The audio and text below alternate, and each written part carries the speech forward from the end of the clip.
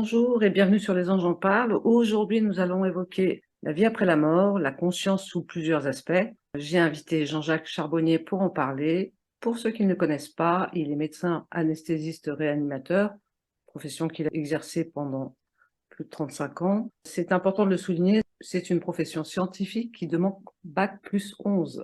Et cet aspect scientifique m'intéresse tout particulièrement car il étudie aussi depuis plus de 30 ans les expériences de mort imminente, appelées EMI.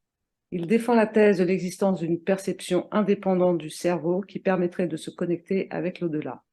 Perception qu'il nomme conscience intuitive extraneuronale. Il a dirigé 2 thèses de doctorat en médecine consacrées à ce sujet et est aujourd'hui connu et considéré comme l'un des meilleurs spécialistes mondiaux de ce domaine sensible. Auteur d'une vingtaine d'ouvrages, dont plusieurs ont été des best-sellers, traduits dans le monde entier, et 3 de ces ouvrages me semblent intimement liés. Les preuves scientifiques d'une vie après la mort, la conscience intuitive extraneuronale et devenir hyperconscient. C'est à ce titre que je l'ai invité. Bonjour docteur, merci d'avoir accepté mon invitation. Merci de m'avoir invité, c'est très aimable. Tout d'abord, qu'est-ce qui vous a amené à étudier les EMI? Je suis devenu en fait anesthésiste réanimateur en raison de cette étude que je voulais faire sur les EMI, puisque j'ai eu une expérience personnelle qui m'a modifié, qui m'a fait faire, c'est même pas un virage, c'est un demi-tour, et qui m'a fait faire un 180 degrés, puisque à la fin de mes études de médecine, j'étais comme tous mes collègues, tous mes confrères, un matérialiste pur et dur, mécaniste. Je pensais que nous étions des sortes de robots biologiques animés par des pensées biochimiques, que le cerveau était un organe qui fabriquait de la conscience, et que lorsque cet organe n'existait plus, eh ben, il y avait plus de conscience, et lorsque la matière n'existait plus, eh ben, il y avait plus rien. Voilà. Comme on passe notre temps dans les études de médecine à être formaté à cette pensée dominante, matérialiste, eh ben, j'étais comme tous mes collègues. Sauf que j'ai voulu faire du SAMU parce que je voulais en fait me destiner à une carrière de médecin généraliste et je n'avais jamais fait d'urgence. Donc, comme je devais racheter la clientèle d'un confrère à la campagne, je me suis dit, il va falloir te débrouiller tout seul. Et par conséquent, il va falloir gérer les urgences. Donc, c'est pour ça que je me suis inscrit dans ce stage de SAMU. Et c'est là où j'ai eu cette révélation. C'est là où j'ai compris, en fait. C'est une expérience assez indicible parce que il n'y a pas de mot terrestre pour pouvoir la traduire. Et lors d'une tentative de sauvetage, on va dire, d'une tentative de réanimation sur un blessé qui était polytraumatisé, qui était coincé dans une voiture incarcérée. Donc, j'ai essayé de le réanimer. Je n'y suis pas parvenu. Je ne suis pas parvenu notamment à le perfuser.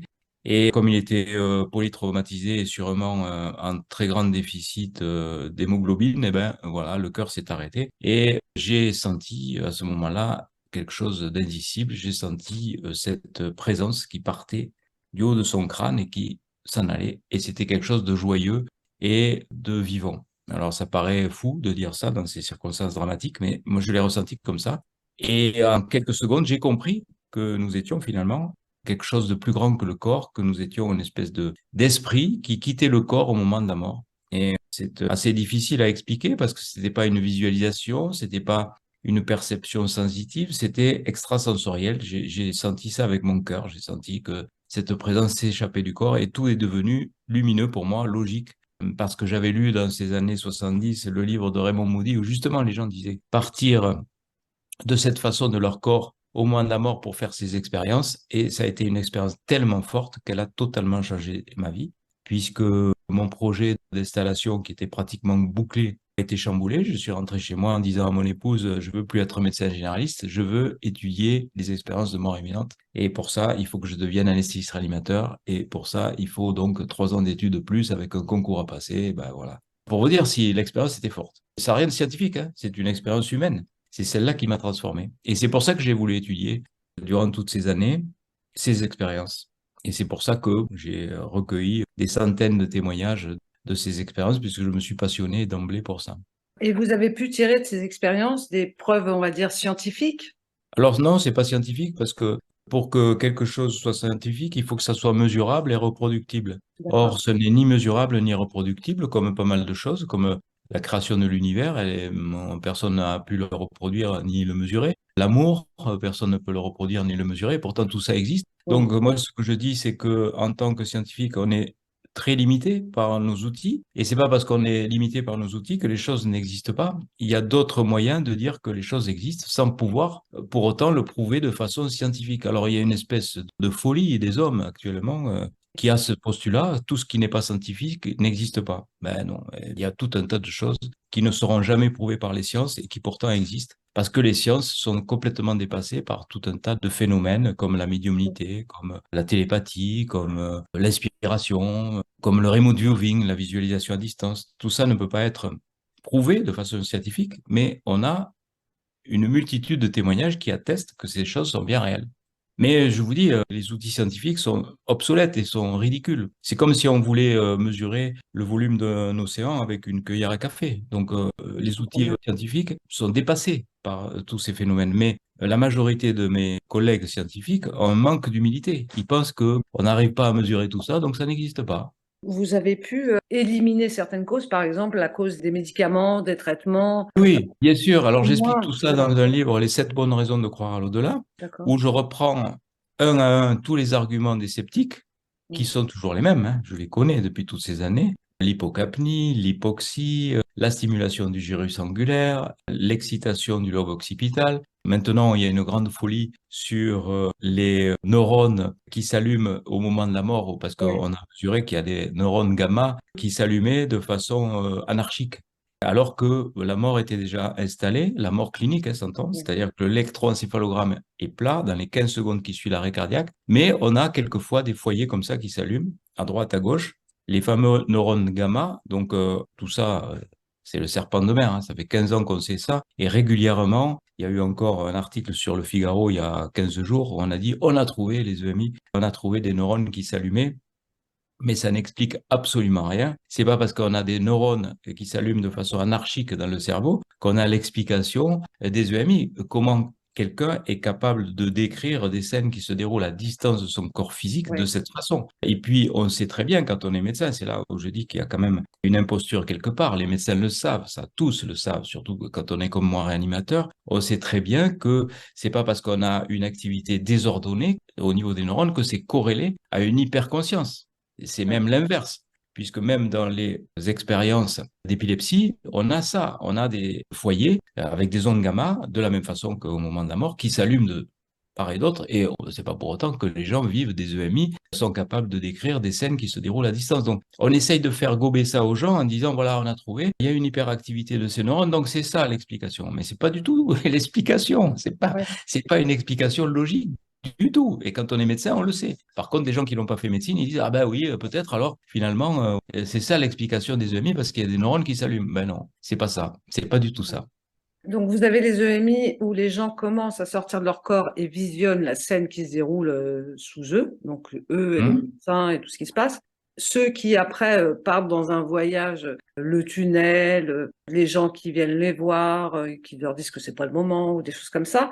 Vous avez des exemples de EMI qui se sont passés différemment, des mauvais souvenirs, des choses où les gens Oui, ont vécu quelque chose de très difficile? oui, oui, ça s'appelle les EMI infernales ou les EMI négatives. Il y a aussi ça. On n'a pas trouvé de facteur prédictif. Au début, Kenneth Ring avait sorti une étude en disant il y en avait davantage chez les toxicomanes et les gens qui voulaient se suicider, qui étaient dépressifs. Mais en fait, non. D'autres études ont montré qu'il n'y avait aucune corrélation et on n'a pas pu déterminer pourquoi certaines personnes avaient vécu des expériences négatives et pourquoi la majorité de ceux qui ont vécu ces expériences vivaient plutôt des expériences positives. En tout cas, pour en avoir interrogé pas mal, je sais que même les gens qui ont vécu une expérience négative en tirent quelque chose de positif dans la majorité des cas, c'est-à-dire qu'ils ont vécu ça comme plutôt un avertissement de l'au-delà, leur disant, voilà, si tu continues à vivre comme tu as commencé ta vie, voilà ce qui va se passer. Et du coup, les gens changent leur vie de la même façon que ceux qui ont vécu les expériences traditionnelles dites positives. Ils vont davantage être dans le caritatif, être davantage tournés vers les autres, parce que l'être de lumière, de l'autre côté, il vous dit pas combien tu as sur ton compte en banque, combien de personnes tu diriges dans ta vie, bref, tous les objectifs de vie de nos sociétés matérialistes. Et là, l'être de lumière, il vous dit, qu'as-tu fait de ta vie? Comment as-tu aimé les autres? Comment les as-tu aidés? Il semblerait que ça soit ça, notre véritable mission de vie, donner de l'amour inconditionnel. Inconditionnel, hein, aux autres. Et inconditionnel, c'est difficile, hein, parce que Ouais. dans nos vibrations terrestres, c'est toujours plus ou moins conditionnel. Même les amours puissants au sein d'un couple, eh ben, il est conditionnel. Je te donne mon amour à condition que tu ne me trahisses pas, tu me rendes le tien, etc. Donc là, non, c'est de l'amour pur. Il n'y a pas ce calcul-là. Et les gens, une fois qu'ils ont touché cet amour inconditionnel, ils sont transformés. Il y a une étude qui a été publiée par Phyllis Atwater. Dans les 10 ans qui suivent l'expérience, 70% de divorce quand même. C'est un chiffre qui parle. Ça veut Non. dire que la personne est tellement transformée dans ses objectifs de vie que même le conjoint ne reconnaîtra plus la personne parce qu'elle n'a plus du tout envie de collectionner de la matière, d'être représentée par de la matière ou de dominer les autres. Elle a envie d'aimer les autres. Et pour un couple, ça change tout, quoi. Ça change tous les repères. Certains sont quand même déstabilisés parce ils sont dans l'amour, mais en même temps, ils ont tellement envie d'y retourner parce qu'ils ont touché du doigt quelque chose Ouais, un sentiment qui nous est étranger à nous humains, enfin humains qui n'avons pas expériencé. On parle d'expérienceurs. Ces gens-là ont beaucoup de mal à vivre. ouais. C'est pour ça que nous, surtout en tant que médecin, et c'est dommage qu'il y a encore, on l'a vu, il y a bon, l'article du Figaro, il y a eu encore une émission sur les EMI il y a 15 jours. Sur France 2, il y en a eu une autre, je sais plus où. Enfin, les grands médias mainstream font passer le message, toutes ces expériences ne sont pas réelles. Ce sont des hallucinations dues au manque d'oxygène au cerveau, en fait, toujours le même Ouais. credo. Oui, Ou c'était une des les questions que j'avais. produits anesthésiques ou les produits de réanimation. C'est ça qui provoque. Rien de pire pour un expérienceur d'entendre ce discours, parce que l'expérienceur, il est sûr de ne pas avoir rêvé, il est sûr de ne pas avoir halluciné. Il dit même, souvent, c'était plus réel que le monde réel, à se demander si le monde réel n'est pas de l'autre côté. Donc rien de pire que d'entendre ça. Et c'est pour ça qu'il faut qu'on fasse très attention, nous les soignants et les médecins, de ne pas assimiler ça à une hallucination devant ces gens, parce que ça peut donner des troubles psychiatriques. La personne ne va plus se reconnaître dans un monde qui ne reconnaît pas l'expérience la plus importante de toute sa vie. Et il y a même des psychiatres. Pourtant, les psychiatres, c'est des gens qui sont spécialisés normalement pour améliorer les gens en fonction de la psyché. Oui. Eh ben, sur le plateau de France 2, il y a 15 jours de ça, j'ai écouté le psychiatre de service, qui était probablement, enfin, on connaît maintenant, ils ont été démasqués, les médecins des plateaux TV, ils sont tous corrompus. Donc, ils avaient choisi un psychiatre qui avait dû dire, il avait dû accepter avant ce discours-là, de dire que c'était une hallucination. Je sais à peu près comment ça fonctionne parce que j'ai été souvent sollicité avant que je fasse ces ateliers, où là, maintenant, c'est fini, je suis blacklisté, mais ces ateliers d'hypnose, mais avant, j'étais souvent invité sur les plateaux télé et j'ai refusé de participer à cette émission précise, là, qui périodiquement remet une couche sur la théorie hallucinatoire des EMI, parce qu'il me disait que non, il fallait pas que je parle de conscience intuitive extraneuronale. J'ai dit, si je parle pas de ce que je sais, c'est pas la peine que je vienne. Donc, ils ont choisi un autre Mais médecin qui s'appelle le docteur Jourdan, à votre avis, pourquoi ils essayent de refuser cette parce vérité-là? que ça les dérange trop. Parce que ce qu'il faut, c'est que les médias mainstream mettent les gens dans la peur pour que il y ait cette hyperconsommation, quand on est dans une société de consumérisme où tout est matériel. Donc, si d'un seul coup on dit que tout ça c'est faux, que le monde matériel c'est relégué au deuxième plan, ben, tout s'effondre. Donc, les annonceurs qui alimentent les émissions de télé vont sanctionner les émissions de télé et les journalistes qui sont à la botte de Big Pharma et de tout le système que l'on connaît et qui est corrompu, eh ben, ils sont obligés. J'ai des amis, nos journalistes, qui avant m'invitaient, ils me disaient, désolé, maintenant je peux plus t'inviter. On a reçu un mot d'ordre, il fallait plus t'inviter. Bon, c'est désolant, mais c'est à cause de ce niveau de corruption qui existe à tous les niveaux dans les médias mainstream, qui existe au niveau du monde médical, qui existe au niveau des politiciens et même pire juridique, puisque j'en ai fait l'expérience, le monde juridique est aussi corrompu. C'est fou ce que je dis, mais c'est la vérité, c'est la stricte vérité. Je ne vais pas vous dire le contraire. C'est un peu Ah ben oui. c'est ce qu'on a expérimenté ces dernières années. Là, les masques sont tombés. Moi, Ouais. quand j'ai voulu publier cet article sur mes travaux en hypnose, où j'avais montré par une étude scientifique, et je sais ce que c'est qu'une étude scientifique, puisque j'ai dirigé plusieurs thèses de doctorat en médecine, je sais comment on présente une étude, elle était tout à fait publiable, que mes ateliers d'hypnose faisaient du bien aux gens qui étaient en souffrance par rapport au deuil. C'était une étude qui montrait que ça, hein, montrait pas que l'au-delà existait. Montrer que ça faisait du bien aux gens. Voilà, c'est tout. On croit ou on ne croit pas à l'au-delà, mais ça faisait du bien aux gens et je l'ai montré par cette étude qui reposait sur 1000 cas de personnes hypnotisées. On a maintenant dépassé, on va arriver à 40 000, on a dépassé largement 30 000 participants. Bon, là, c'était le premier millier de TCHistes et à l'époque, j'étais bien naïf parce que je pensais que des revues à comité de lecture, des revues scientifiques comme The Lancet, par exemple, ben, n'étaient pas corrompues. je pensais que les gens qui étaient responsables de ces revues n'étaient pas en conflit d'intérêts avec les laboratoires pharmaceutiques. Donc, là, les masques sont tombés, on l'a vu avec The Lancet et l'hydroxychloroquine, Oui, puisqu'ils ont montré, donc ils ont bien montré, que The Lancet a reconnu elle-même, la revue a reconnu que l'article qu'ils avaient publié était bidouillé pour pouvoir vendre des antiviraux beaucoup plus chers. Donc tout ça a été démonté, ils l'ont reconnu eux-mêmes. Donc il était évident que The Lancet n'avait jamais publié l'étude d'une thérapie émergente qui risquait de devenir une thérapie alternative et qui non seulement ne consomme pas de médicaments, mais risquait de faire baisser la consommation de médicaments, puisqu'en France, on est les premiers consommateurs de psychotropes par habitant quand même, avec 15 millions de boîtes d'anxiolytiques vendues par an, ça fout la trouille. Mais on n'est pas prêt de, de baisser ce record. Tout est ficelé, c'est Big Pharma qui tient les rênes. Et moi, je le dis, chaque fois que je fais des conférences, chaque fois que je fais mes ateliers d'hypnose, je le dis, ouvrez les yeux. On est dans une société qui fonctionne sur le business. Alors, c'est récent. Au mois de juin, le Conseil de l'ordre des médecins souhaite faire interdire toutes les médecines alternatives.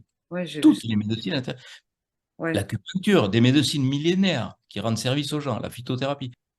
Parce que ils sentent une menace qui arrive, que les gens se détournent de plus en plus des médicaments. On a besoin des médicaments.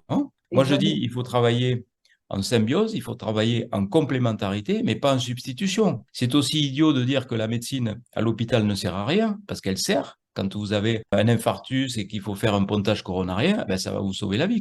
bien sûr. Quand vous avez une appendicite, et si vous n'enlevez pas l'appendicite, vous avez une péritonite et vous mourrez. Donc, c'est pas substituable, bien sûr, parce qu'il y a aussi dans les deux camps, hein, il y a les extrémistes dans les deux camps. Il y a aussi des gens qui veulent pas se soigner. Ouais, ça, c'est pas bien non Donc, plus. Oui.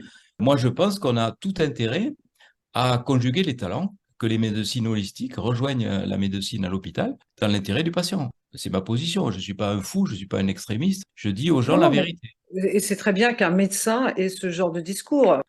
On va revenir aux EMI ou à la vie après la mort. Comme vous parlez de la conscience extra-neuronale, hein, c'est ça? Oui, Est-ce que vous avez vu ça par rapport aux EMI? Est-ce que oui, c'est... oui, c'est ça, c'est ça. Parce que pour avoir étudié des centaines de témoignages d'expérienceurs, des gens qui avaient vécu ces expériences, il y a deux solutions. Soit on accepte que l'expérience n'est pas réelle et on dit c'est une hallucination. Dans ce cas, il n'y a plus de problème et on évacue toute la problématique des EMI. Soit on dit l'expérience est réelle, ce n'est pas une hallucination. Dans ce cas, il faut changer le paradigme par rapport au fonctionnement de la conscience, parce que si on considère que c'est réel, eh ben, toutes ces expériences sont tout simplement impossibles. On ne peut pas concevoir qu'une personne voit une scène qui se déroule à distance de son corps physique au moment où son cerveau ne fonctionne plus. Parce que ça, on le sait. On sait depuis les travaux de De Vries et Baker qui ont été publiés en mars 2001, vous voyez, c'est pas hier, c'est plutôt d'avant-hier, mars 2001, on le sait, que dans les 15 secondes qui suivent l'arrêt cardiaque, on a une mort clinique attestée par un électroencéphalogramme plat. On est sûr que le cerveau ne fonctionne plus dans les 15 à 20 secondes qui suivent l'arrêt cardiaque. C'est extrêmement court. Même dans les conditions optimales de surveillance des activités cardiaques, dans nos unités de soins intensifs ou de réanimation, eh ben, le temps que l'infirmière entende l'alarme sonner, qu'elle se précipite au chevet du patient, qu'elle fasse son massage cardiaque, qu'elle fasse de l'adrénaline quelquefois, ben, les 15 secondes sont passées. Et que dire des arrêts cardiaques qui sont récupérés sur la voie publique ou à domicile par les SAMU, services d'urgence. Là, ce ne sont plus des secondes, ce sont des minutes. Donc, on peut dire aujourd'hui qu'il y a des gens qui reviennent de la mort et même ce message-là, cette simple phrase, elle est inaudible pour un certain nombre de mes collègues médecins pourtant. Oui, Pourtant, il y a un mot qui existe et qui s'appelle le mot ressuscitation, qui a été créé par les anesthésistes réanimateurs d'ailleurs, qui est maintenant dans le dictionnaire. Et quand vous regardez la définition de ce mot, retour à la vie après des manœuvres de réanimation. Donc, si on dit retour à la vie, ça veut bien dire implicitement qu'on conçoit qu'on puisse la perdre à un moment donné. Donc, il n'y a pas de discussion possible. Ça, ce sont des réalités, c'est factuel. On peut mourir et revenir. Voilà. Donc, c'est tout à fait possible. Alors, pourquoi la conscience intuitive oui, extra-normale? Eh bien, justement parce qu'il faut expliquer la conscience autrement, puisqu'elle n'est plus dans le cerveau, elle est ailleurs. Et si elle est ailleurs, elle est en dehors des neurones. Voilà. C'est aussi simple que ça. Conscience intuitive extra-neuronale dissociée d'une conscience analytique cérébrale qui va jouer en fait comme un filtre réducteur d'informations. Lorsque le cerveau s'arrête de fonctionner, on a une expansion de conscience et c'est à ce moment-là qu'on a toutes ces perceptions extrasensorielles. C'est à ce moment-là qu'on peut visiter l'au-delà, qu'on peut avoir des contacts avec des mondes extraterrestres, qu'on peut avoir des liens télépathiques, des phénomènes de remote viewing, des intuitions, tout ce qui se passe lors de l'expérience de mort provisoire et qui devient explicable de ce fait. On a accès au futur, on a accès au passé, on a des phénomènes de rétrocognition ou de précognition, on voit défiler toute sa vie en accéléré. Et là, on se demande comment c'est possible en aussi peu de temps, voir toute sa Oui. vie en accéléré dans les moindres détails. Quelquefois, ça dure quelques secondes. Il y a un livre écrit par Nicole Dron qui s'appelle 45 secondes d'éternité. Rien que le titre montre cette dissociation du temps. Le temps terrestre et le temps de l'autre côté, ça n'a rien à voir. 300 pages de récit, encore elle dit, j'ai pas tout dit dans mon livre. Et elle en a encore sous la pédale. Et il n'y a pas Voilà. d'expériences qui sont menées de manière, on va dire, clinique pour essayer de reproduire ça? Il y a Et, l'équipe de Stéphane enfin, Auré du Coma Science Group qui joue un petit peu les apprentis sorciers. Bon, lui, ça va, il est protégé par les laboratoires pharmaceutiques, il alimente. Parce que le fantasme de tout ça, d'ailleurs, Charlotte Martial, qui est son associée, l'a dit dans une émission télévisée. J'avais fait un plateau télévisé avec Stéphane Loret, que j'aime bien. Et le fantasme de tout ça, c'est de pouvoir isoler une molécule responsable de l'expérience. Il reste persuadé que tout s'expliquerait par un dysfonctionnement cérébral, par la sécrétion d'une neurohormone qui aurait la capacité de donner toutes ces facultés. Donc, ils essayent d'isoler d'abord une molécule pour pouvoir synthétiser un médicament qui donnerait les avantages des EMI, c'est-à-dire être débarrassé des angoisses de la mort, être soulagé par rapport aux souffrances du deuil, enfin, tout ce qu'on sait de l'expérience. C'est ça. Et c'est pour ça qu'ils sont autant alimentés par des milliers, des centaines de milliers de dollars pour faire leurs expériences. Alors, leurs expériences, les dernières expériences, c'est un petit peu fou quand même. Ça consistait à mettre quelqu'un en hypoxie cérébrale et de mesurer son activité cérébrale. Je ne sais pas d'un point de vue éthique, si c'était moi qui faisais ça, je serais en tôle, hein, ça c'est sûr. Mais donc, comment fait-on? Eh bien, on met la personne en hyperventilation, donc elle va se mettre en hypocapnie, elle va inhiber ses réflexes bulbaires de ventilation. Après, on lui fait faire une apnée, donc elle n'éprouve pas le besoin de respirer, et elle va se retrouver en hypoxie. Ça a été filmé, il y a eu des scènes d'épilepsie de personnes qui avaient fait cette expérience. C'est jouer aux apprentis sorciers. Si vous avez un déficit, par exemple, d'une vascularisation de la rétine, une expérience comme ça, vous pouvez devenir aveugle à vie. Bon, il n'a pas eu d'accident, il a de la chance. Mais je pense que c'est pas la façon de faire, c'est pas une, d'abord d'un point de vue éthique, c'est pas raisonnable. Et moi, quand mon éditeur m'a dit, ouais, c'est très bien, ce projet de CAC et de CIE pour expliquer les expériences, c'est-à-dire ce concept nouveau que j'avais édité dans un premier livre qui s'appelle Les 3 clés pour vaincre les pires épreuves de la vie, aux éditions de Trédaniel, où j'expliquais déjà ce concept de CAC et de CIE que j'ai aussi proposé dans la thèse de François Lallier pour expliquer l'expérience. Mais il me dit, il faudrait faire des workshops là-dessus, parce que c'est bien beau de proposer, mais il faudrait faire des ateliers. Bah, moi, j'ai dit, pour des raisons éthiques, je ne vais ouais. pas proposer des ateliers en faisant des picots, en faisant des anesthésies générales ou en provoquant des arrêts cardiaques. C'est impossible. Non, c'est pas, oui. Et c'est là que j'ai eu cette information qui m'est venue du ciel, on va dire, puisque j'étais dans le ciel à ce moment-là, j'étais en avion, et la personne qui s'était installée à côté de moi avait un magazine ouvert sur les genoux, et le titre de l'article qu'il avait probablement endormi, c'était l'hypnose de point, la solution à tous vos problèmes. Ah oui, j'ai dit, ça c'est vrai, c'est la solution à mon problème. Donc je me suis dit, ben voilà, c'est ça la solution, c'est peut-être ça. C'est proposer sous hypnose l'expérience et voir ce qui se passe. Oui. Ça a été ça le début des ateliers de transcommunication hypnotique que j'ai commencé au Canada en octobre 2014 et qui se poursuivent maintenant. Voilà. Ça a été le point de départ. Mais ça, je pense que c'est une expérience très intéressante C'était parce pas au que départ pour communiquer avec les défunts. ben, au départ, oui, parce que je pensais qu'il y aurait que ça. Je pensais que c'était ça le. Parce que pour avoir étudié des centaines de témoignages d'expérienceurs, j'avais remarqué que ce qui apaisait le plus les gens par rapport aux angoisses de la mort et par rapport oui, aux souffrances aussi, de savoir qu'on est des êtres mortels, par rapport aux angoisses de sa propre finitude, c'était précisément de rencontrer un défunt qui apparaissait la plupart du temps en bonne santé, sans handicap, sans maladie, et les gens étant sûrs de ne pas avoir rêvé ou halluciné, bien sûr qu'ils étaient apaisés par rapport aux souffrances du deuil. Parce que même s'il y a la séparation physique, c'est moins douloureux de savoir que la personne continue à vivre sur un autre plan. Et c'était ça que voilà, je pensais que c'était ça qui allait ressortir le plus. Et dans l'étude que j'ai faite sur les questionnaires, sur 1000 TCHistes étudiés avec ces questionnaires, 669 personnes, 67% donc en gros, avaient coché la case, oui, je pense, avoir été en contact avec un défunt. Donc, c'était un pari gagnant, mais après, il y a eu d'autres choses qui se sont déroulées et d'autres études qui vont être faites en raison de ces résultats qui sont surprenants par rapport à ce que les gens vivent lorsqu'ils sont dans ces états particuliers d'hypnose. D'accord. Et donc, la conscience, pour vous, c'est ce qui sort au moment où on fait un arrêt cardiaque? Ben, la conscience extraneuronale, elle est accessible dès que notre cerveau se met en sourdine, dès qu'on arrive à faire taire ce bruit assourdissant, ce filtre réducteur qui arrive à censurer les informations.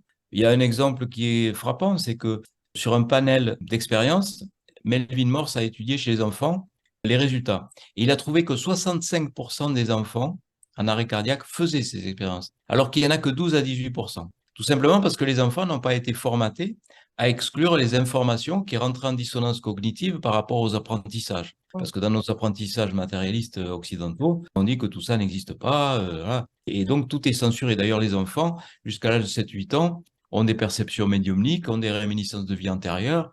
Et c'est pour cela aussi qu'ils gardent un souvenir de leur expérience lorsqu'ils sont de l'autre côté. Alors, avec leur vocabulaire, bien sûr. Dans un de mes livres, un enfant dit, j'ai vu un monsieur qui s'éclairait tout seul lorsqu'il était en arrêt cardiaque. Bon, un adulte ne va pas dire ça. Il va dire, Ouais, j'ai vu un être de lumière, j'ai vu Dieu. Enfin, bien il y aura sûr, oui. forcément une coloration Oui, philosophique mais en fonction je des trouve cultures, que etc. ça rend encore plus crédible le témoignage de cet enfant, la manière Oui, dont bien il sûr. a, On voit bien qu'ils sont allés au même endroit. mm, Ils dessinent, quelquefois ils dessinent, et on le voit dans le livre de Melvin Morse, ils dessinent leur corps allongé, ils dessinent comme une corde, et puis un autre corps qui flotte au-dessus. Ils dessinent des tunnels. Mais les discours vont être différents, hein. Ben, c'est pour tout pareil. Si vous envoyez un Russe, un Esquimau, un Parisien à Venise, il va y avoir trois discours différents, mais on va bien se sûr, rendre compte en étudiant les récits qu'ils sont allés au même endroit, ils sont allés à Venise. Ben, bien c'est sûr. un peu la même chose, hein. Les enfants ont ce langage-là et ont vécu aussi cette incursion dans l'au-delà qui est frappant de similitudes. Les expériences sont différentes, c'est vrai. Aucune se ressemble vraiment, mais il y a beaucoup de similitudes. On retrouve toujours, enfin, très souvent, le tunnel, la lumière, les défunts, la revue de vie, l'être de lumière, enfin, tout ça arrive de façon récurrente. Donc, Et est-ce que selon, je sais pas, je vais dire les religions ou les ethnies, en tout cas les différences d'éducation, est-ce que le discours change ou pas? bien Parce sûr, il que, change, parce qu'il y aura l'interprétation du filtre cérébral. oui. Une fois que l'information est reconstituée par la mémoire, eh bien, le cerveau joue son rôle. Il va censurer ceci, donner une interprétation à cela. Ça ne sera jamais le rendu idéal. Il y aura forcément l'interprétation de la personne Et, qui vit l'expérience, bien et sûr. vous avez en tête une EMI donc, qui aurait été vécue par quelqu'un, je vais vous dire, genre un guerrier Maasai, ou quelqu'un qui vraiment n'a pas du tout les mêmes traditions, ni Oui, la même éducation. il y a des choses qui sont surprenantes. Et même en hypnose, en TCH, il y a par exemple des musulmans qui ont vu apparaître Marie et Jésus et se demandent pourquoi. Pourquoi ils ont vu ça et pourquoi on leur a montré ça. C'est surprenant ça parce Oui, qu'on pourrait se bien dire, sûr. a priori. Oui, Alors, moi, j'ai pas l'explication, hein. Moi, je suis là pour faire du factuel. Je dis voilà ce oui. qui s'est passé. Après, les interprétations des gens, c'est en fonction de leurs croyances personnelles. Oui, mais là, justement, un musulman ne croit ni en Marie ni en Jésus. C'est étonnant qu'ils aient vu. C'est comme ça. Moi, j'écoute les gens. Quand ils me disent qu'ils ont vécu ceci ou cela, ben, je note ce qu'ils ont vécu. Après, bon, on peut chercher pourquoi ils disent ça. Oui, parce qu'en plus, là, c'est plus de la religion que de la spiritualité. Les autres voient, voilà, Oui, oui, oui, oui, des oui, êtres plutôt de lumière, qui sont oui. pas dans la religion. Il y a forcément une interprétation en fonction de sa Ouais, culture, hein. ouais. Que Je le vous dis, monsieur le monsieur éclairé, qui s'allumait tout seul, un oui, adulte ne c'est va ça. pas dire ça, J'aime puisqu'il a bien vu. cette interprétation-là, Oui, oui, tout à fait. parce qu'elle me semble juste. Ben, il n'y a pas le filtre cérébral. Enfin, Exactement. il y est, mais Ouais, il n'a pas été formaté à interpréter. ouais, ouais, ouais. J'aime bien l'histoire de la lumière. Alors, est-ce que devenir hyper conscient permet de communiquer avec les défunts? Mais oui, parce que quand on est dans cet état d'expansion de conscience, on a accès à tout un champ d'informations. Il y en a qui l'ont spontanément, comme les médiums. Mais nous, on est bloqué par la conscience analytique cérébrale qui va venir censurer les informations. Et en fait, le monde invisible, il est là en permanence.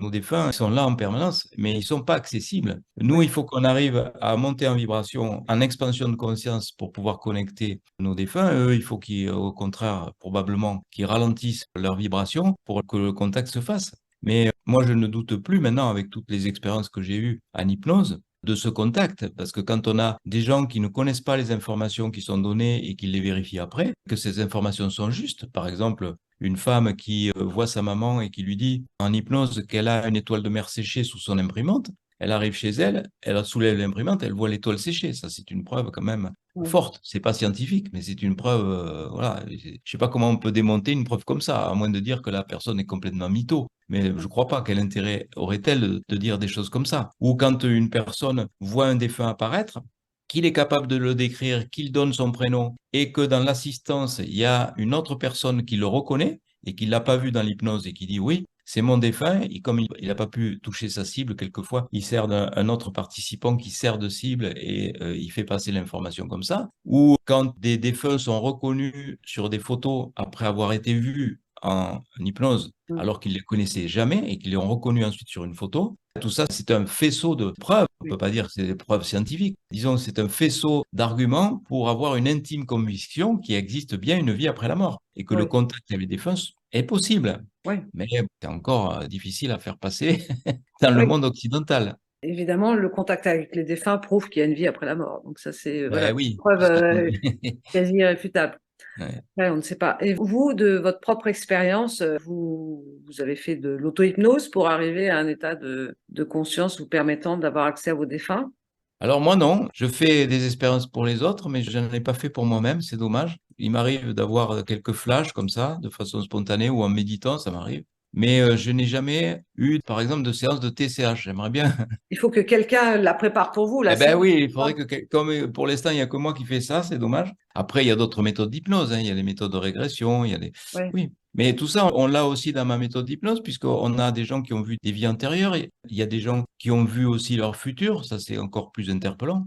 Comment peut-on voir son futur? Avec des preuves, je veux dire. Alors, on pourrait se dire, oui, c'est peut-être une influence de l'information reçue sur le futur. C'est vrai, si vous voyez vivre dans un endroit différent ou exerçant un métier différent, peut-être que ça va vous donner l'idée de voilà, déménager ou de changer de job. Dans ces conditions, c'est pas une visualisation directe. Mais il y a des cas où cette argumentation ne tient pas. Il y a par exemple en hypnose une femme qui a vu apparaître un homme qu'elle n'avait jamais vu de sa vie et cet homme a été rencontré après. Et pour le coup, le couple est venu faire une TCH. Ils étaient très amoureux, visiblement, et c'était assez récent, puisqu'ils se faisaient des petits bisous, ils se tenaient par la main. On va dire qu'après, tout ça s'émousse un petit peu. Il n'est pas d'une première jeunesse, mais on voyait que c'était un amour assez récent. Et on a eu l'explication, au moment du partage des expériences, la dame nous dit, c'était la deuxième fois qu'elle faisait l'expérience, qu'elle avait rencontré le monsieur dans son hypnose. Elle l'avait jamais vu de sa vie, jamais. Elle était tellement sûre d'elle et l'image était tellement précise que quand elle a rencontré 2 mois plus tard dans une boulangerie, elle n'a pas hésité une seconde. Elle oui, est allée le voir, elle a dit, vous êtes l'homme de ma vie, je vous ai vu en hypnose. Il fallait être gonflé, hein, parce que elle oui, savait rien du bonhomme, hein. S'il était marié, ça oui, marchait puisqu'ils sont arrivés. Donc là, oui, vous voyez, c'est vraiment une visualisation du futur. Quand on a des gens qui arrivent aussi, comme un couple qui est arrivé stérile, ils avaient vu, ça les avait étonnés tous les deux parce qu'ils s'étaient vus avec une petite fille. Eh bien, cette petite fille est arrivée. Et on l'a su dans une autre TCH qu'ils ont fait après. Cette petite fille s'est bien réalisée telle qu'il l'avait vue, telle qu'il l'avait perçue. Quand on a les naissances comme ça qui sont annoncées, en général, ils ne se trompent pas, hein. Les naissances, le nombre d'enfants, le sexe des enfants. Comment c'est possible avoir ce genre d'informations? Ça, ce sont vraiment des informations du futur. Donc, vous voyez que ce protocole de TSH remet en cause non seulement le fonctionnement de la conscience, mais aussi de l'hypnose. Parce que jusqu'à présent, on pensait que l'hypnose était une réminiscence de souvenirs enfouis dans l'inconscient, que toutes les informations étaient stockées quelque part dans une des mémoires du cerveau, mais là, c'est pas le cas, puisque l'image du monsieur n'existait pas dans le cerveau de la dame, par exemple. Le oui. nombre d'enfants, le sexe des enfants non plus. Et ça, on ne peut pas le Mais deviner, quoi. C'est pas... mais il y en a certains aussi qui disent qu'on vit sur plusieurs plans différents. Alors peut-être que ce serait sur un autre plan et que, je sais pas, que ça se Oui, rejoint ou... C'est possible, hein, la physique quantique parle de ça, de ces multivers, Ouais, c'est et ça. on aurait ces possibilités de passer d'un univers à l'autre en passant dans des trous de verre. Enfin, c'est Ça me vertigineux. semble un peu complexe. Il faudra un jour que je fasse une vidéo là-dessus. Ah Si... ben, vous avez très vite mal à la tête quand j'explique ça aux gens. Moi, j'aime bien les choses simples. Alors, au début, je disais, j'ai un certain nombre de gens qui sont très érudits en physique quantique. Philippe Guillemont aussi Ouais, a une bonne approche de la physique quantique. Mais moi, j'essayais un petit peu que les gens aient moins mal à la tête. Alors, ils m'ont accordé une chose que je peux leur dire, parce que c'était trop réducteur, du coup, ça devenait faux.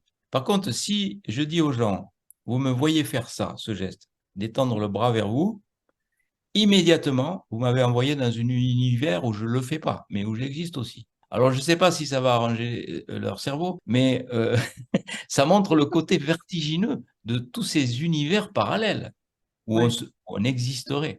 On a du mal avec ça, hein. Moi, j'ai beaucoup de mal avec ça, mais moi bon. aussi. Mais surtout, je ne comprends pas pourquoi je vivrais d'autres choses en parallèle qui ne me servent pas dans ma vie présente. Ben Certes, oui, j'ai aucune réminiscence, ça ne me fait pas évoluer spirituellement. On pourrait avoir une évolution un peu plus rapide parce que dans un autre plan, on vit quelque chose de différent et plus proche de ce qu'on devrait être. Mais je trouve que à partir du moment où ça ne sert pas le présent, celui que je vis aujourd'hui, ici même, je ne comprends pas l'intérêt des plans parallèles. oui. Alors, on ne comprend pas grand-chose, hein, parce que il y a aussi autre chose récurrente dans les EMI et qui revient aussi en hypnose. Rien n'est grave et tout est juste. Ça, c'est trop compliqué pour nous, hein, Ah oui, parce qu'on ne comprend pas, surtout quand il y a des drames. évidemment. Alors, nous serions ici pour faire des expériences, c'est ce qu'ils disent, Oui, que on se prend trop au sérieux, que ces expériences ne sont pas si tragiques que l'on pense, et que nous serions là pour évoluer. oui, Et peut-être que ça serait même notre âme qui aurait choisi ces expériences douloureuses pour la faire progresser. Vous voyez à quel point exactement. Oui, oui, c'est oui, mais compliqué. pourquoi pas? Parce que par exemple, je suis revenue toujours au même point de départ et même un point, on va dire, physique. Je suis revenue habiter au même endroit sans l'avoir voulu plusieurs fois, comme si j'avais un truc à vivre à cet endroit-là ou que j'avais une évolution à faire. Mm. Et ce n'est que quand j'ai réussi à changer que j'ai cessé d'aller au même endroit. C'est très curieux. Voilà. Oui, ben ça, on l'observe Ouais. souvent. Ou alors des couples qui divorcent et puis les personnes se remettent avec les mêmes personnes jusqu'à ce qu'elles comprennent quelque chose. Moi, je l'ai observé, ça aussi. Ouais. En fait, pourquoi pas? C'est possible qu'on soit là pour faire quelque chose et tant qu'on n'est pas sur la bonne route, on nous met des bâtons dans les roues, tout ce qu'on fait ne fonctionne pas. Je pense que c'est une option. Alors, c'est peut-être une option qui m'intéresse ou qui me convient, aucune idée, mais c'est vrai que on s'interroge beaucoup sur ce qu'on fait Ben, on aime ici, bien, quoi. hein, quand on a l'impression de comprendre. Ça fait Oui. plaisir, hein. Ben, j'avais un éditeur qui me disait toujours, mais arrête, Elisabeth, il y a des choses qui n'ont pas d'explication. Il faut arrêter de chercher des explications à tout. Voilà ce qu'il me disait. Ben, c'est rassurant quand on a une explication. On aime bien ça. Exactement. Alors, comment devient-on hyper conscient? Vous avez une méthode particulière? C'est très simple. Il suffit de ralentir l'activité de la CAC, de la conscience analytique cérébrale. Il suffit de La ralentir conscience quoi? la conscience analytique cérébrale, de Ouais, ralentir le cerveau, en fait, de ralentir son mental. C'est d'accord. ça l'hypnose. L'hypnose, quand on se parle tous les deux, si on nous fait un électroencéphalogramme, et vos auditeurs aussi sans doute, puisque s'ils sont attentifs, eh ben, ils seront à peu près à 21 Hertz. Si on arrive à ralentir cette activité en dessous de 14, pas trop non plus parce qu'ils vont s'endormir, là, ils vont être déjà dans une autre dimension où on pourra avoir des informations qui vont arriver et ces informations viennent de leur conscience intuitive extraneuronale. Voilà. Cette expansion de conscience ne peut être faite que si on ralentit l'activité électrique corticale cérébrale. Alors, ça peut se faire de toute façon, hein. Il n'y a pas que l'hypnose, ça peut se faire par la prière, par la méditation, avec certaines expériences chamaniques au tambour, avec certaines plantes comme l'iyoboga ou l'ayahuasca, on a pu mesurer l'activité cérébrale qui ralentissait. On pensait qu'elle s'accélérait, ben non, elle se ralentit. Quand on est dans le sommeil aussi, Ouais, on a accès à toutes ces informations. Malheureusement, 35% seulement des personnes sont capables de raconter ce qu'elles ont reçu comme information pendant la nuit, parce que tout c'est a fou. été censuré par le cerveau, à moins de le noter tout de suite. Il y a aussi des expériences qui ont été menées avec le LSD, ça c'est Stanisław Grof qui l'a montré avec ses étudiants, à l'époque où les sociétés étaient moins liberticides que maintenant. Il faisait Oui, tout carrément ça, prendre du c'est... LSD à ses étudiants, et les étudiants devaient raconter par écrit ce qu'ils vivaient. Là, il se rentole, le mec, c'est sûr. Mais à l'époque, c'était possible. Eh ben, les étudiants disaient, oui, j'ai vu des défunts, je suis sorti de mon corps. En fait, tout ce qui est visible dans l'expérience de mort imminente. Dans l'expérience de mort imminente, ce n'est qu'un des moyens de vivre ces expansions de conscience, mais il y en a d'autres, bien sûr. Ouais, c'est parce qu'il y a des dangers en fait à utiliser ces produits-là, Ah ben des oui, dangers là, il vaut de, mieux pas le faire tout seul, hein. oui, faut pas se lancer tout seul à faire ça et puis c'est pas autorisé par la loi, hein, de toute façon. Non, c'est pas autorisé. Il y a un certain nombre de médecins, psychiatres, comme par exemple, je pense à Olivier Chambon, qui utilise ça en thérapie et qui le fait donc sous encadrement médical, bien sûr, et qui a des résultats intéressants. Il a publié un livre l'année dernière là-dessus et on voit bien que il est tout à fait d'accord avec moi d'ailleurs sur cette conscience intuitive extraneuronale. Il a le même discours que le mien. On est un certain nombre de scientifiques maintenant à dire que ça devient évident de dire qu'il y a une expansion de conscience et qu'on a une conscience extra-neuronale au moment où le cerveau ne fonctionne plus. On a tout ça devant le nez. À moins d'être extrêmement têtu, je ne vois pas comment on peut se sortir de cette ornière parce Mm. que il faut changer le paradigme au niveau de la conception du fonctionnement de la conscience, c'est sûr. Il faut changer parce que sinon tout ça est impossible, mais ça tient plus maintenant. Il y aurait 60 millions de personnes qui auraient vécu une EMI sur cette planète. C'est pas mal, ouais. C'est énorme. Oui, c'est beaucoup. Ça fait Mm. 4% de la population qui est normalement médicalisée. C'est pas 4% de la population planétaire, parce qu'hélas, il y a beaucoup d'endroits sur cette planète où on ne peut pas être réanimé. Il n'y a pas de défibrillateur automatique, il n'y a pas de réanimateur. Mais 4% de la population normalement médicalisée, entre guillemets, aurait vécu ces expériences. Et ça fait à la louche comme ça 60 millions de personnes sur cette planète. C'est considérable. Les Plus, gens ça venaient n'existe pas. spontanément vous faire le récit de ce qu'ils avaient Non, vécu, parce que dans le pas du fond, tout. c'était compliqué, hein. Pas du tout. Et j'ai été extrêmement déçu de ça parce que au début, j'étais réanimateur dans un service de neurochirurgie à Toulouse et j'avais précisément choisi ce service parce que c'était là où il y avait plus de personnes qui avaient des graves problèmes et qui faisaient des allers-retours, qui, le cœur s'arrêtait, ils revenaient. Et j'allais presque les secouer, quoi, pour leur demander, alors le tunnel, vous l'avez vu? Pas faire ça. Non, Je je pouvais pas comprends. faire ça. J'y allais sur la pointe des pieds. Mais les gens sont extrêmement méfiants. Ils vont pas confier déjà l'expérience à quelqu'un, c'est déjà, même à la famille et tout, on a du recul. Le confier à un étranger, c'est encore pire. Et si cet étranger a une blouse blanche et risque de vous psychiatriser, c'est Oui, encore pire que ça. Donc non, je n'ai pas eu de retour à ce niveau-là. J'ai eu des retours à partir du moment où j'ai commencé à écrire des bouquins, où là, j'étais le médecin qui s'intéressait à ça. Et du coup, là, les gens, spontanément, comme ça, dans les cafés littéraires, dans les salons de livres, venaient me voir et me confier leur expérience. C'est comme ça que j'ai. C'est pas dans mon exercice d'anesthésiste réanimateur, pas du tout, que j'ai recueilli les plus beaux témoignages. J'ai recueilli pratiquement aucun. Dans ces circonstances-là, très peu de gens me parlaient. oui. Et heureusement que des gens comme vous travaillez pour faire connaître ça et d'une certaine manière le démocratiser pour que les gens n'aient plus honte. C'est comme de dire ceux qui voient des ovnis ou qu'on Oui, dérange c'est pareil, c'est la même chose. On retrouve les mêmes les mêmes craintes, les traumatismes. mêmes, Mm. ouais, on trouve la même chose. Qu'est-ce que vous voudriez nous dire, ajouter à l'entretien qu'on vient d'avoir? Par rapport aux EMI, L'EMI, la conscience. Ah, d'ailleurs, quand vous dites conscience intuitive, hmm, extraneuronale, intuitive, c'est pourquoi? parce que je trouve que l'intuition, c'est la meilleure image pour donner la sensation que cette conscience extraneuronale ne vient pas du cerveau. Parce qu'une intuition, c'est fulgurant. Oui, Le cerveau, c'est analytique. Une intuition, c'est pas du tout analytique. Une intuition, c'est une information qui vient d'ailleurs. L'inspiration artistique, c'est l'intuition. Malheureusement, on est dans une société où ce qui compte, c'est l'analytique et pas l'intuition. Alors que si les gens étaient davantage orientés par leur intuition, ça fonctionnerait mieux. Parce que l'analyse, elle est toujours réductrice et elle est parfois fausse. Par exemple, si vous décidez, enfin, si vous hésitez pour savoir si vous allez vivre ou pas avec une personne. Bon, si vous êtes dans l'analytique, vous allez faire la liste des défauts, la liste des qualités, et puis vous allez dire, oui, il y a plus d'avantages que d'inconvénients. Et puis après, vous allez vivre avec cette personne, mais vous allez vous apercevoir que des défauts vont apparaître, que des qualités vont disparaître, que vous êtes planté. Alors que si vous aviez écouté votre cœur, votre oui. intuition, vous saviez si c'était ou pas la bonne personne. Et malheureusement, les gens, dans leur chemin de vie, ils se font souvent avoir par leur côté analytique pour décider des choses. Moi, je sais que si j'avais écouté mon analyse du cerveau, au moment où j'ai fait ces ateliers, c'était sûr que j'allais m'en prendre plein la figure, que j'allais tout droit vers les plus grands emmerdements, et je les ai eus. Merci. Mais je regrette rien. Et si c'était à refaire, je referais le même chemin parce que c'est le chemin qui m'a conduit là où je suis. Et là où je suis, vraiment, c'est vraiment ma place. À un moment donné, c'était plus ma place de faire de l'anesthésie-réanimation. Et c'est vrai que c'est un métier hyper confortable où on gagne très bien sa vie, il y a plein d'avantages, etc.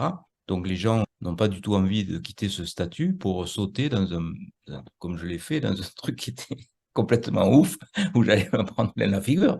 Il faut être un peu suicidaire pour faire ça. Mais dans mon cœur, je savais qu'il fallait que je fasse ça. Donc j'ai suivi mon cœur, c'est tout. J'ai suivi mon intuition et je regrette pas. Et je pense que la conscience intuitive extraneuronale que l'on a en expansion de conscience, elle donne les bonnes informations.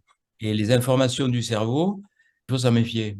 Elles sont censurantes, elles nous jouent des pièges, elles nous donnent de mauvaises pistes de réflexion. Elles se servent de quoi? Elles se servent de l'expérience qu'on a eue, qui est pas toujours bonne, et elle va essayer de faire une espèce de synthèse. Et elle est même capable de déformer le réel.